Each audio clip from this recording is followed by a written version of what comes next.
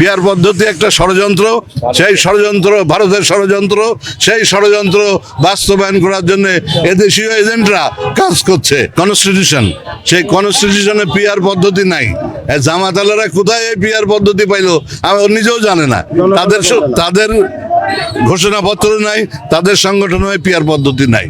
Peer পদ্ধতি একটা ষড়যন্ত্র, সেই ষড়যন্ত্র ভারতের ষড়যন্ত্র, সেই ষড়যন্ত্র বাস্তবায়ন করার জন্য এদেশীয় এজেন্টরা কাজ করছে।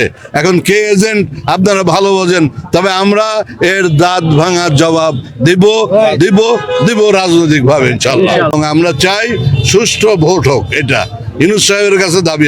ইউনূস সাহেবও যদি পাকামো করে তার বিরুদ্ধেও আমরা ব্যবস্থা গ্রহণ করব। এই তরুণদের সাথে নিয়ে, ছাত্রদের যুবদের সাথে নিয়ে রাস্তায় নিয়ে ইউনূস সাহেবকে টাইট করবো আমরা, কোনো অসুবিধা নাই। আমরা কারো ধারধারি না। আমরা পলিটিক্সে বিশ্বাস করি, গণতন্ত্রে বিশ্বাস করি এবং গণতান্ত্রিক ব্যবস্থাপনায় বিশ্বাস করি।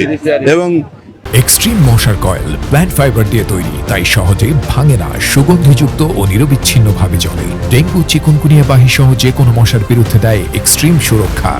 এই 31 দফার মধ্যে সেটি আছে, এটা বাস্তবায়ন করার জন্য আমরা কাজ করে যাচ্ছি। তারেক রহমানের 31 দফা বাস্তবায়ন করার জন্য আজকে আমাদের লিফলেটিং প্রোগ্রাম ছিল।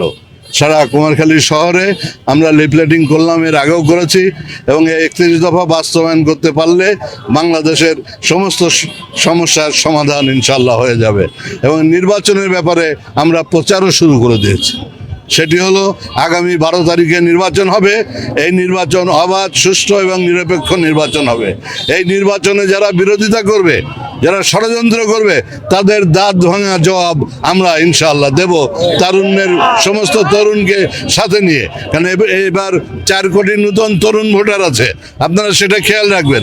সেই সব ভোটারদের সাথে নিয়ে আমরা ইনশাআল্লাহ আগামী দিন এই ষড়যন্ত্রকারীদের ষড়যন্ত্র আমরা নস্যাৎ করে দেবো।